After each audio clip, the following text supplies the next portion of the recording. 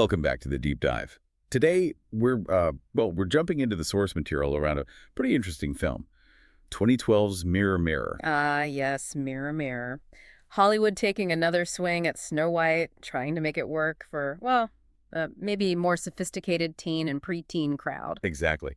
And it was a busy year for Snow White, wasn't it? This came out just before another big one. It did, and the landscape had changed. You couldn't just, retell the story. It needed something more to actually make money and grab attention. It couldn't feel lazy. Right, so our sources, mainly this critical review, really dig into how Mirror Mirror tried to stand out. And the big question for us is, could this movie, with its big stars, big budget, but let's face it, a very familiar story, actually be good, be enjoyable? Yeah, does spectacle and casting trump a lack of plot surprises? That's pretty much the core issue. Especially given the pressure, like you said, it needed a hook beyond just Snow White. It had to look amazing, probably be funnier. Definitely had to be visually distinct, maximize everything. Okay, so let's get into how the film actually tried to do that.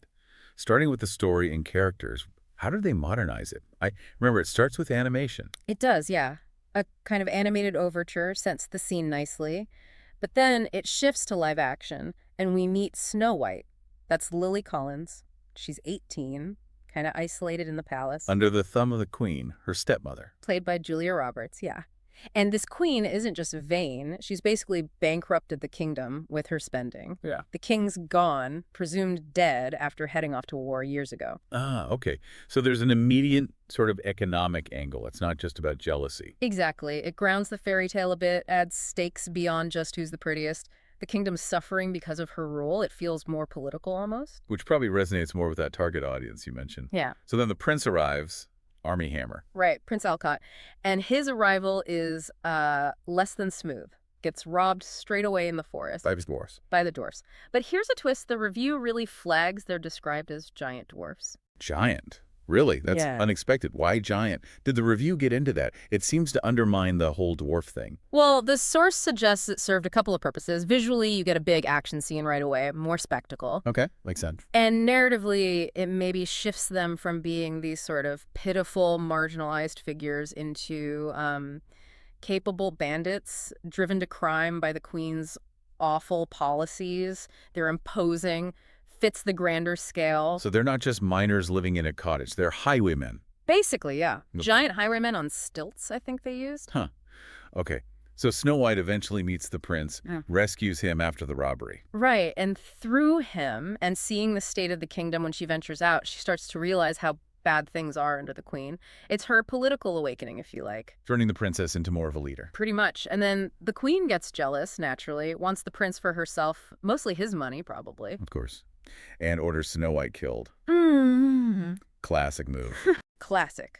Tells her manservant, Brighton, that's Nathan Lane, great casting to do the deed in the woods. But he can't go through with it? Nope. Loyal to the old king, lets her go. She runs off, escapes. And runs right into. The giant dwarfs again. Literally bumps into them. Okay, so how does that go?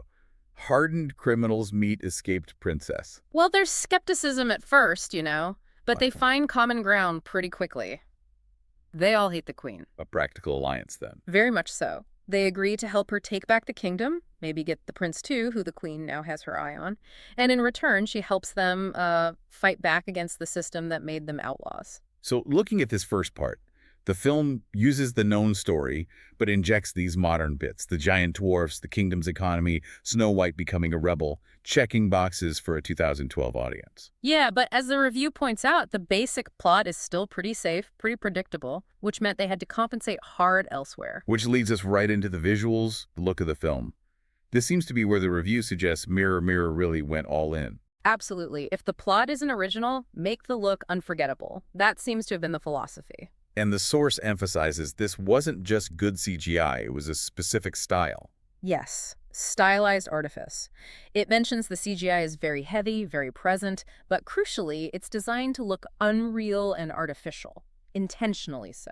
Like leaning into the fairy tale aspect, but in a very high gloss, almost theatrical way. Exactly. Embracing the fantasy, not trying to make it gritty or realistic. The review called the look fantastic, and that smooth transition from the opening animation sets that tone.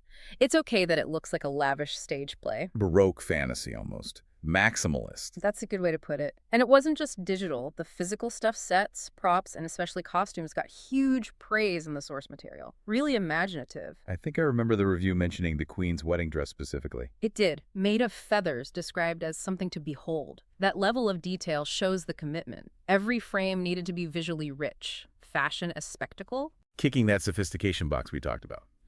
But did the review address the risk? Could that much artifact feel, I don't know, cold or just overwhelming? That's a fair point. Does it become style over substance? Yeah. According to the source, not really. And the reason it worked, apparently, ties into the third pillar, the performances, particularly the tone. Ah, okay.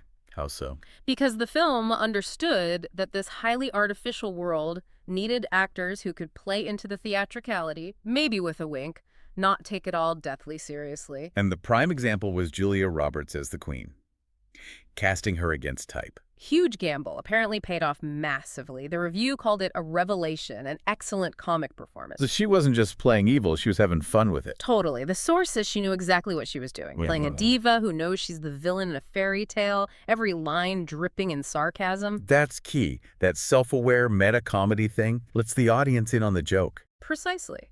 It prevents the whole thing from feeling too stiff or self-important, despite the lavish look. Her scenes with the magic mirror were highlighted that mix of vanity and almost bored wickedness. She anchors the tone then, stops the style from overwhelming the story. Acts as a counterweight, yeah. If she'd played it straight, it might have felt hollow. Her comedy gave it energy. What about the younger leads? Lily Collins as Snow White. The review seemed positive, despite maybe some reservations about her previous work. Yeah, the soul said she was rather good. Mentioned her previous film, Priest, wasn't great, but here she had a commanding presence. Sold that transformation from princess to leader, carried her scenes. Held her own amidst the spectacle and Julia Roberts' scene stealing. Seems so. The reviewer felt she had the necessary screen presence. And Armie Hammer as the prince. Got good marks, too. Had the prince charming looks, obviously, but also a distinctive voice, strong persona. He had to be charming, but also handle the comedy, often being the butt of the joke, caught between Snow White and the Queen. Right, playing the straight man a bit. Yeah, and the reviewer clearly enjoyed his performance enough to drop that awful pun. Oh no, what was it?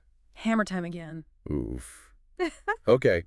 But it shows he made an impression, embraced the slightly silly royalty aspect. Definitely leaned into the theatricality of it all. Okay, so let's pull this together. We've got a familiar plot tweaked with modern angles, a massive commitment to this artificial maximalist visual style, and crucially, Julia Roberts having a blast as the sarcastic queen with capable young leads. Did the review ultimately say it worked? Did it overcome the story's predictability? Overwhelmingly, yes. The final verdict was really positive. The source concluded it managed its limitations well, exceeded expectations for this kind of reboot. So the takeaway is basically, it was fun, it looked amazing, and the casting, especially Roberts, nailed the tone. Pretty much. An enjoyable and visually attractive spectacle. It proved you can make a successful reboot of a well-worn tale if you execute it with flair and humor, even if you don't reinvent the narrative wheel. The execution mattered more than the invention in this case. Exactly. And it sort of set a template, didn't it? Commit to a unique visual identity, that CGI artifice, and get your casting right, especially finding that comedic edge like with Roberts. That self-aware tone became really important. It makes you wonder then, if audiences, particularly younger ones, respond so well to visual innovation and performers who seem to be in on the joke, how much does a truly original plot matter anymore for these big fantasy reboots? That's the provocative question, isn't it? If you're making a film for an audience that already knows the story inside out, maybe the real art is in the telling, the style, the performance, the commentary, rather than the tale itself. Maybe the spectacle is the substance in these cases. Something for you to think about next time you see a classic fairy tale heading back to the big screen. Yeah, what are you really paying to see? The story you know, or the new way it's being dressed up? Interesting times.